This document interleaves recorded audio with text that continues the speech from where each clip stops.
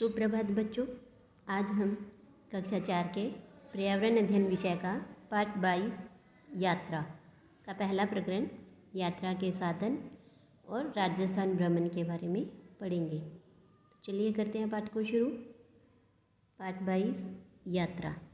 मानव का इतिहास जब से ज्ञात है तब से यात्रा का उल्लेख भी आता है, यानी जब से मनुष्य ने जन्म लिया है तभी से वे यात्राएं करता है। मानव प्राचीन काल से ही एक स्थान से दूसरे स्थान पर घूमता रहा है। मनुष्य के अलावा पशु पक्षी जीव जंतु भी घूमते रहते हैं। तो नीचे देखिए 2 प्रश्न हैं। आप और हम किन किन कारणों से यात्रा करते हैं? तो देखो, हम लोग कई कारणों से यात्रा करते हैं, जिसमें से कुछ हमारे धार्मिक कारण हो सकते हैं, जैसे किसी मंदिर में जाते हैं हम तीर्थ यात्रा पर, या फिर व्यापारिक कारण हो सकते हैं क्योंकि कुछ लोग व्यापार करते हैं। इसके अलावा कुछ सामाजिक और सांस्कृतिक कारण भी हो सकते हैं, और कई बार क्या है, शैक्षणिक कारण भी होते हैं। शैक्षणिक मतलब शिक्षा से जुड़े हुए, कि आपने देखा होगा कि स्कूलों के बच्चे हैं वो यात्रा करने, भ्रमण करने अलग अलग स्थानों की और वहाँ जाते हैं, तो वो होता है शैक्षणिक कारण। तो इस तरह से हम धार्मिक, व्यापारिक, सामाजिक, सांस्कृतिक और शैक्षणिक कई कारणों से यात्रा करते हैं। इसके बाद दूसरा प्रश्न है, आप या आपके परिवार के लोग पिछली बार कब और कहाँ की यात्रा पर गए थे? तो देखो, ये तो सभी के लिए अलग अलग उत्तर हो सकता है कि कोई हो सकता है छुट्टियों में अपने नानी के गया हो, है ना, और कोई गर्मी की छुट्टियाँ होती है तो पहाड़ी स्थानों पर घूमने जाते हैं, कोई मंदिर में तीर्थ यात्राओं पर जाते हैं। तो इसका उत्तर आप खुद लिखेंगे। इसके बाद देखिए यात्रा के साधन। पशु पैदल चलकर, पक्षी उड़कर, मछलियाँ तैरकर यात्राएं करती हैं। तो मनुष्य ने यात्रा के लिए यातायात के साधनों का विकास किया है। तो देखो, नीचे कुछ यातायात के साधनों के चित्र दिखाई दे रहे हैं, और आपको याद होगा इन्हीं यातायात के साधनों के बारे में हमने कक्षा 3 में भी पढ़ा था, जैसे मोटरसाइकिल, कार, स्कूटर, जीप, ऊंट, घोड़ा, साइकिल, जहाज, हवाई जहाज, बस, रेलगाड़ी, नाव, हेलीकॉप्टर। इन सारे यातायात के साधनों को हमने 3 भागों में बांटा था। जैसे कुछ साधन थे जो ज़मीन पर चलते हैं, जैसे स्थल मार्ग, आपको याद होगा हमने कक्षा 3 में भी पढ़ा था। तो ये सारे हैं स्थल मार्ग के साधन, जैसे बस, ट्रैक्टर, ऊंट, car, motorcycle, jeep, cycle, truck, scooter, बैलगाड़ी, घोड़ा गाड़ी और रेलगाड़ी।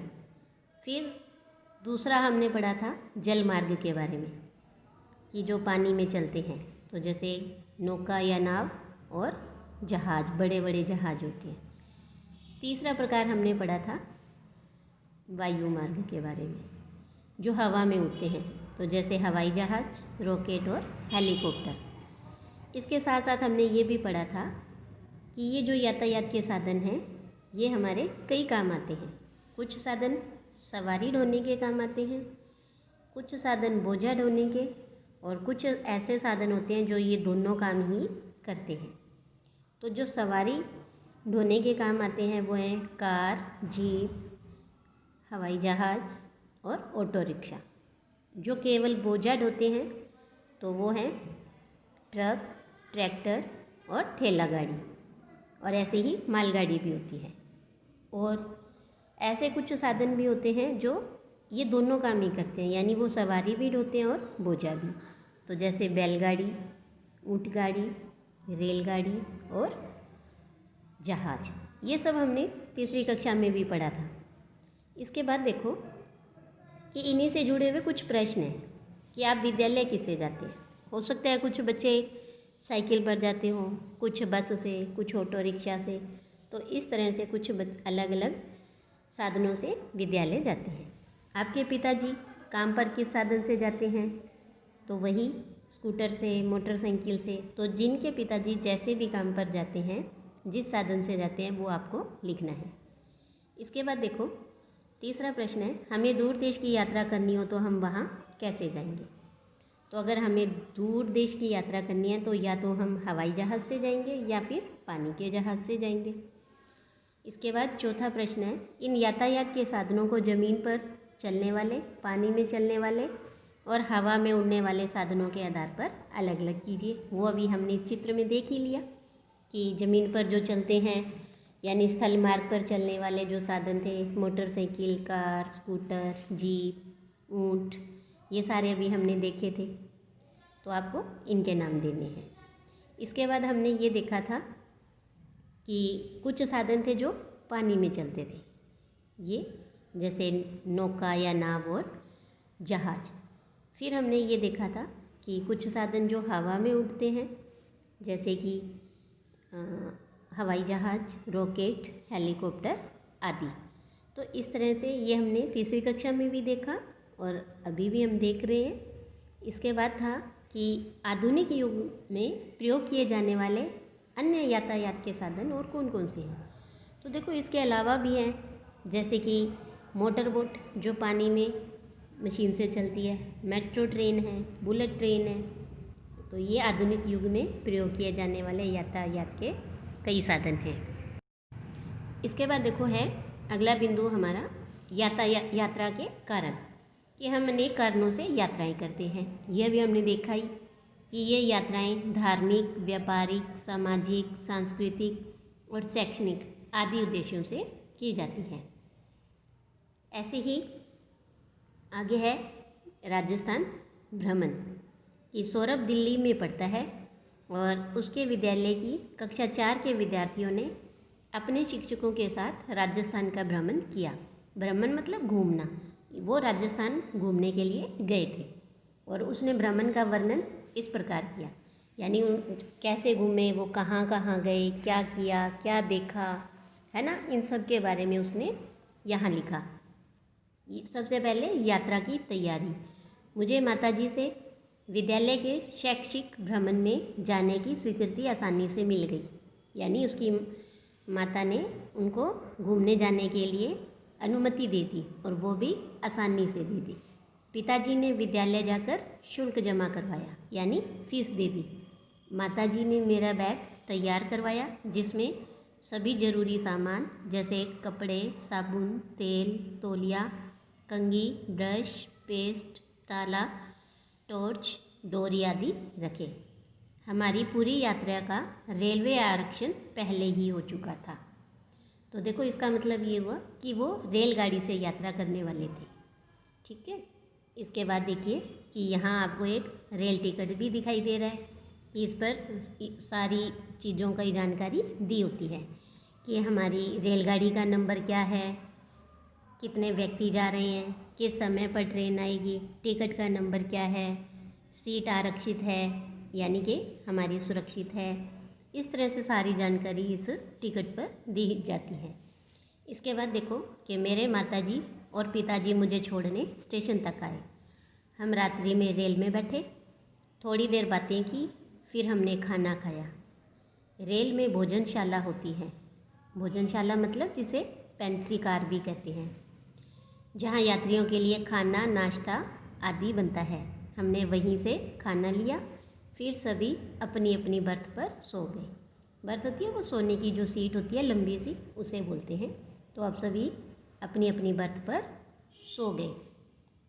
तो इसके बाद देखो कि सबसे पहले वो लोग घूमने कहाँ गए, जयपुर भ्रमण। सुबह जल्दी जयपुर स्टेशन पर उतरकर हम धर्मशाला में ठहरे। वहाँ से तैयार होकर बस द्वारा जयपुर भ्रमण पर निकले। हमने हवा महल, सिटी पैलेस, लक्ष्मी नारायण मंदिर, मोती डूंगरी, गोविंद देव जी का मंदिर, जंतर मंतर, जयगढ़ का किला, आमेर का किला, जल महल आदि देखे। ये सब उसने हमें ये बताया कि उसने जयपुर में क्या क्या देखा। तो देखो जयपुर में कितना कुछ देखने लायक है। आमेर में हाथी की सवारी का बहुत आनंद लिया, यानी एक यात्रा किसकी हो गई, हाथी की, पशु की भी हुई। जयपुर की स्थापना महाराजा जय सिंह द्वितीय ने शिल्प शास्त्र के आधार पर की थी, यानी वास्तु के आधार पर उन्होंने इस शहर को बसाया। किसने बसाया, स्वाई जय सिंह द्वितीय ने। इस शहर को प्राचीन भारतीय शिल्प शास्त्र के आधार पर नगर के प्रमुख वास्तुविद जो कि बंगाली विद्वान थे विद्याधर, उनके निर्देशन में बनाया गया। जयपुर को गुलाबी नगरी भी कहते हैं। तो देखिए, इन प्रश्नों से पहले हम सभी इन्हीं दर्शनीय स्थलों के बारे में देख लेते हैं कि जयपुर में कौन कौन से दर्शनीय स्थल हैं। तो सबसे पहले देखो, यहाँ है ये हवा महल, क्योंकि उन्होंने सबसे पहले वो हवा महल घूमे। तो देखो, इसे हवा महल क्यों कहते हैं? क्योंकि इसमें 950 खिड़कियाँ हैं और इसे स्वाई प्रताप सिंह ने बनवाया था। इसके बाद ये है सिटी पैलेस। ये जयपुर के राजाओं का निजी आवास है और इसे स्वाई जय सिंह ने बनवाया था। ये है लक्ष्मी नारायण मंदिर, जिसे बिरला मंदिर भी कहते हैं, और ये अभी 1977 में ही बना है, यानी ये नया मंदिर है। इसके बाद देखिए कि यहाँ आपको नीचे ये जंतर मंतर दिखाई दे रहा है। ये स्वाई जय सिंह प्रथम द्वारा बनाया गया है ग्रह और तारों के अध्ययन के लिए। और इसी के अंदर एक ये सम्राट यंत्र भी है, जो कि विश्व की सबसे बड़ी धूप घड़ी है और आज भी सही समय बताती है धूप के आधार पर। इसके बाद यहाँ ये है आमेर का किला और इसे स्वाई मान सिंह ने बनवाया था और यहीं पर हाथी की सवारी उन्होंने की थी। इन्होंने, जो अभी बच्चे सौरभ दिल्ली में दिल्ली का जो सौरभ है और जयपुर घूमने निकला था उसने। तो यहाँ हाथी की सवारी करने का एक अलग ही आनंद है। और हम सभी ने सुना होगा शीश महल के बारे में। तो वो जो शीश महल है वो यहीं आमेर के किले में है। इसके बाद ये गोविंद देव जी का मंदिर है। यहाँ भगवान कृष्ण की मूर्ति है और ये जयपुर के राजाओं के आराध्य देव हैं। और जो इसमें भगवान कृष्ण देव की जो मूर्ति है वो वृंदावन से लाकर स्थापित की गई थी। इसके बाद ये है जयगढ़ का किला और इसके अंदर एक जैसे 9 महल बने हुए हैं, बिल्कुल एक जैसे हैं। और एशिया की सबसे बड़ी तोप है जो ये भी इसी किले में है और इस तोप का नाम है जयबान तोप। इसके बाद है ये जल महल। ये मानसागर झील में है। ये देखो, आपको यहाँ दिख रहा है, पानी के बीचों बीच बना हुआ है ये। और पीछे की तरफ आपको पहाड़ियाँ दिख रही हैं, है ना। और 2 मंजिली ये भवन बना हुआ है और बिल्कुल वर्गाकार है एकदम ऐसे, और स्वाई जय सिंह के द्वारा इसे बनाया गया था। तो इस तरह से ये जयपुर के कुछ प्रमुख दर्शनीय स्थल हैं। इनके अलावा भी वैसे काफ़ी कुछ है देखने के लिए। इसके बाद देखिए कि कुछ प्रश्न हैं यहाँ पर कि रेल में यात्रियों को क्या क्या सुविधाएं होती हैं। तो देखो, रेल में यात्रियों के लिए बैठने की, सोने की, शौचालय की, पंखों की, खाने पीने के सामान मिलने की आदि सुविधाएं होती हैं। दूसरा प्रश्न है कि दिल्ली कहाँ की राजधानी है। तो दिल्ली हमारे देश की यानी भारत की राजधानी है। तीसरा प्रश्न है जयपुर किस राज्य में है। तो जयपुर राजस्थान राज्य में है और हमारे राज्य का नाम राजस्थान ही है। इसके बाद आगे प्रश्न है कि जयपुर को गुलाबी नगरी क्यों कहते हैं। तो देखो कि जयपुर के बाज़ारों की जो इमारतें हैं वो गुलाबी रंग की है और इसीलिए जयपुर को गुलाबी नगरी भी कहते हैं।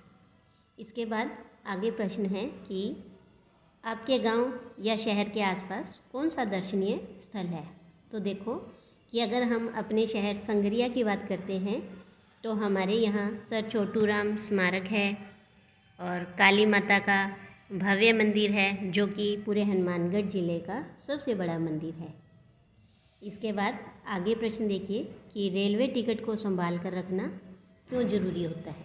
तो रेलवे टिकट में हमारी यात्रा की पूरी जानकारी दी होती है और यह हमारी यात्रा का एक सबूत होता है कि हाँ, हम इस रेल से यात्रा कर रहे हैं।